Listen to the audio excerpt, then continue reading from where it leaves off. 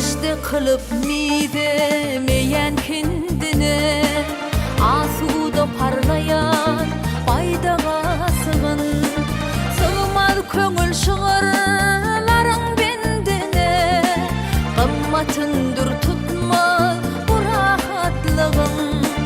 Ediz Türkmenistan bir taraplığın, mekani eksilmez parahatlığın.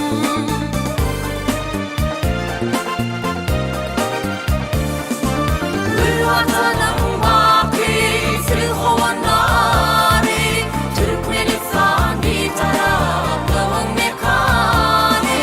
Gül vatanım baki, siz arkadağı, Türkmenistan bir taraplığın mekani.